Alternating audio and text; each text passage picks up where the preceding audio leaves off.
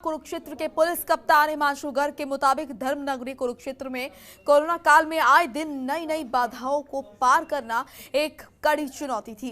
जिले को पटरी पर रखने और लॉकडाउन का पालन, ऑक्सीजन वितरण और क्राइम कंट्रोल जरूरी था, क्योंकि सरकार की हिदायत के मुताबिक चलने वाली जरूरी गतिविधियों को बिना बाधा से चलने देना यानी सामंजस्य बनाना काफी जरूरी था। पुलिस कप्तान कहते हैं कि कई जगह भीड़ दिख रही थी तो सोशल डिस्टेंसिंग का पालन करवाना था, तो कहीं ऑड इवन फॉर्मूले का पालन नहीं हो रहा था।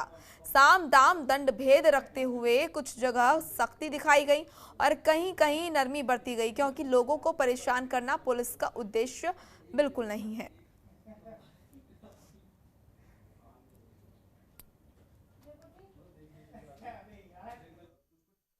चुनौतियां पुलिस के लिए काफी पहले भी आई हैं, लास्ट ईयर जो लॉकडाउन था, और इस बार भी चुनौतियां काफी थी। चुनौतियां इस सेंस में है कि एक तो लोगों को लॉकडाउन की पालना करवानी थी, लोगों को घरों में उनको एंकरेज करना था कि घर में अंदर रहें, और साथ साथ में ये भी ध्यान देना था कि जो एसेंशियल एक्टिविटीज हैं, जो बिजनेस एक्टिविटीज हैं, जो सरकार की हिदायतों के अनुसार अलाउड एक्टिविटीज हैं, वो चलती भी रहें, लोगों को किसी तरह की बेवजह हम परेशानी में ना डालें। तो एक बैलेंस सा बनाना था इस बार, जो कि बहुत मुश्किल हमारे लिए साबित हो रहा था। कई जगह बाजारों में भीड़ भी नजर आ रही थी, कई बार जो ऑड इवन वाला जो रूल था उसका वायलेशन भी हो रहा था, तो कुछ जगह सख्ती भी दिखानी पड़ी, कई जगह एफआईआर भी करनी पड़ी, और काफ़ी उसमें पुलिस प्रेजेंस भी हमें काफ़ी रखनी पड़ी और पुलिस सख्त कार्रवाई भी करनी पड़ी। तो वो उसमें कई बार, हालांकि हमारा उद्देश्य किसी के खिलाफ कार्रवाई करना नहीं था, हमारा उद्देश्य ये नहीं था कि हम लोगों को परेशान करें, तो एक बैलेंस बनाना हमारे लिए हमेशा चुनौतीपूर्ण था। लेकिन पुलिस फोर्स ने और एडमिनिस्ट्रेशन की मदद से मुझे लगता है कि काफी अच्छी तरह इस पर काम करा। तो वहीं हरियाणा के पूर्व मुख्यमंत्री ओम प्रकाश चौटाला की कार हादसे का शिकार हो गई। गुरुग्राम से झज्जर की तरफ जाते हुए चौटाला की गाड़ी का एक्सीडेंट हो गया। हादसे के बाद गाड़ियां क्षतिग्रस्त हो गईं और सड़क पर कुछ देर के लिए जाम जैसी स्थिति बन गई। आपको बताते चलें कि रविवार यानी कि आज पूर्व मुख्यमंत्री ओम प्रकाश चौटाला काफिले के साथ कहीं जा रहे थे, तभी गुरुग्राम से झज्जर की तरफ जाते हुए एसजीटी यूनिवर्सिटी के पास उनके काफिले की गाड़ियों का एक्सीडेंट हो गया। गनीमत ये रही कि हादसे में किसी को कोई गंभीर चोट नहीं आई। खबर के मुताबिक पूर्व मुख्यमंत्री चौटाला की गाड़ी का रास्ते में एक ऑल्टो कार से एक्सीडेंट हुआ था। चौटाला अपनी वॉल्वो गाड़ी में सवार थे। हालांकि इस हादसे में किसी को गंभीर चोट नहीं आई है।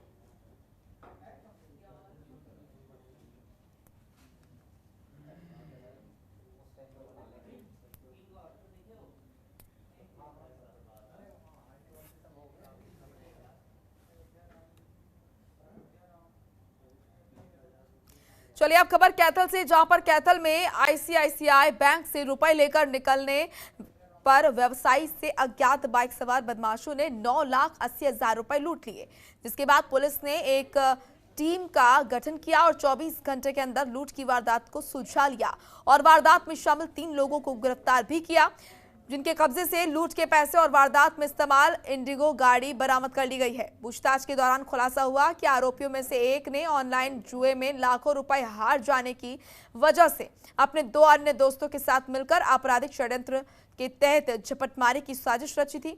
पुलिस ने बताया कि गौरव जिंदल की शिकायत के मुताबिक उसने यहाँ पर विकलांगी केंद्र बैंक एटीएम की फ्रेंचाइजी ली हुई है। अपने एटीएम में पैसे डालने के लिए वो 11 जून को दोपहर के समय अपने दोस्त पंकज सिंगला के साथ बैंक से पैसे लेने गया था। वहीं जब वो बैंक से 9,80,000 रुपए निकलवाकर गाड़ी में बैठने जा रहा था, उसी दौरान मोटरसाइकिल पर आए 2 लोगों ने नकदी से भरा बैग छीन लिया और फरार हो गए।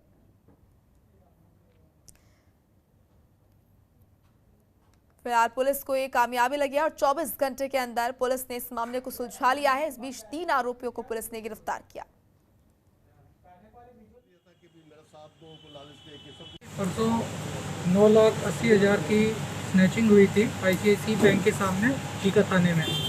तो इसमें सीआईए 1 ने तत्परता से कार्रवाई करते हुए 24 घंटे के अंदर जो आरोपी हैं उनको गिरफ्तार किया है।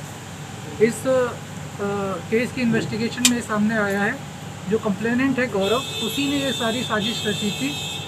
उसको पैसे की कमी थी और उसी ने ये पूरा प्लान करके ये करवाया था पुलिस ने जब गहनता से छानबीन करी और जो मोटरसाइकिल पे जो आरोपी था, जो बैग छीन के गया था सुरेंद्र, उसको गिरफ्तार किया, उससे पूछताछ करी तो ये सारी बात सामने आई।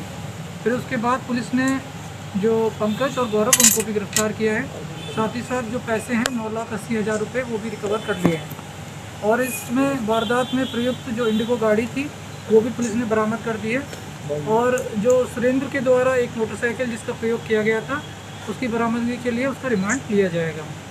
जो गहनता से जब पूछताछ हुई तो गौरव ने बताया कि वो ऑनलाइन जो जुआ होता है उसमें काफ़ी पैसे हार गया था, 13-14 लाख का उसे नुकसान हुआ था। इसी कारण वह परेशान था। उसने कुछ जगह से लोन भी लिया, गोल्ड लोन भी लिया, पर्सनल लोन भी लिया। उसी पैसे को चुकाने की फिराक में उसने ये प्लान बनाया। चलिए अब खबर करनाल से, जहां पर करनाल पुलिस की डिटेक्टिव शाखा को बड़ी कामयाबी हाथ लगी है। 48 घंटे के अंदर तरावड़ी में व्यापारी से हुई 3.50 लाख की लूट की गुत्थी को पुलिस ने सुलझा लिया है। पुलिस ने इस मामले में 4 आरोपियों को गिरफ्तार किया है, जिनके पास से 2 बाइक, 3 लाख रुपए और 1 पिस्तौल बरामद हुई है। बताया जा रहा है कि बदमाशों ने एक व्यापारी जो पैसे लेकर दुकान पर जा रहा था उसे अपना शिकार बनाया और पिस्तौल के दम पर उससे 3 लाख से ज्यादा की लूट की और फरार हो गए। मामला डिटेक्टिव शाखा को दिया गया, जिसके बाद महज 48 घंटों में लूट की गुत्थी को सुलझा लिया गया।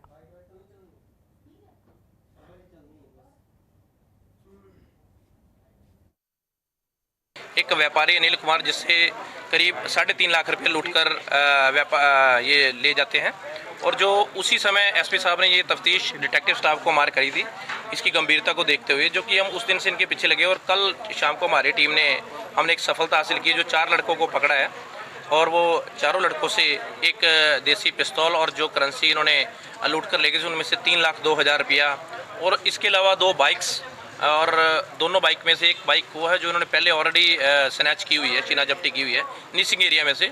उसके अलावा 1-2 वारदातों का और भी इन्होंने खुलासा किया है, जो आज इन्हें कोर्ट में पेश करके रिमांड लेकर बाकी वारदातों का भी सबका खुलासा और भी करेंगे गहनता से पूछताछ। और इसमें कितने लड़के इन्वॉल्व थे, कौन कौन थे, रैकी किसने की या कैसे किया, वो सभी का पता करके सबके खिलाफ जो भी कार्रवाई होगी। तो वहीं कुरुक्षेत्र के पिपली के राष्ट्रीय राजमार्ग पर दिल्ली से पंजाब की ओर जा रही सवारियों से भरी 2 बसें टकरा गई। बसें टकराने से एक बस पलट गई। बस पलटने से दर्जनों यात्री घायल हो गए। मौके पर पहुंची पुलिस ने घायल यात्रियों को कुरुक्षेत्र के एलएनजेपी अस्पताल पहुंचाया। इन यात्रियों में से 4 की गंभीर हालत को देखते हुए उन्हें पीजीआई रेफर कर दिया गया। पुलिस के मुताबिक उन्हें सूचना मिली थी कि 2 बसों में टक्कर होने के बाद एक बस पलट गई है। बचाव के लिए पुलिस टीम मौके पर पहुंची। उन्होंने बताया कि सड़क पर खड़े ऑटो की वजह से 2 बसें आपस में टकरा गई, जिस वजह से बस पलटी है। बस में बैठे एक यात्री ने कहा कि आगे एक ऑटो खड़ा था, जिस कारण उनकी बस को रोक लिया गया, लेकिन पीछे से आ रही बस ने टक्कर मार दी और उनकी बस पलट गई। ये बस बलरामपुर यूपी से लुधियाना को जा रही थी।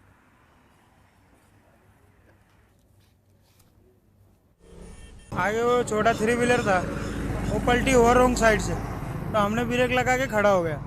तो पीछे से रोडवेज जो दूसरा बस वाला है ना, डबल डेकर वाला, उसने मारी तो हमारी गाड़ी पलटी हो गई पूरी लेफ्ट साइड से। उसके बाद में उधर उसकी गाड़ी खड़ी थी, उसकी गाड़ी तो गई पुलिस चौकी में, हमारी इधर ही है। हमारे गाड़ी में तो 55 सवारी थी, मगर उसमें उतना खास चोट पीट नहीं लगा, थोड़ा बहुत नॉर्मल आया है। बाकी उसके गाड़ी में 100-150 पैसेंजर थे। हमारी गाड़ी बलरामपुर जिले से चली थी लुधियाने के लिए। हादसा हमारी गाड़ी आ रही थी जिसमें हम लोग आ रहे थे, हमारे बंदे, पीछे से दूसरी गाड़ी आई ने पीछे से टक्कर मार दी। इसने स्लो किया, आगे टेम्पू देखा धुआं बहाते हुए कि जल रही है, इसीलिए ये थोड़ा स्लो करे, पीछे से दूसरा बस ने टक्कर मार दिया, फिर नीचे हमारी बस गिर गई।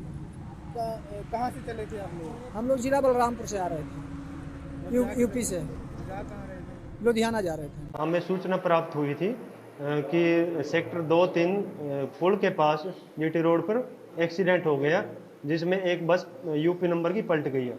जो सूचना पाकर हम मौके पर पहुंचे और वहां पर देखा तो एक यूपी नंबर की बस पलटी हुई थी, जिसमें काफ़ी सवारियां सवार थी। तो जिनको चोट लगी थी घायलों को हमने एलएनजेपी हॉस्पिटल में। खबरों के निष्पक्ष विश्लेषण के लिए सब्सक्राइब करें Janatantra TV and press the bell icon. Never miss any update.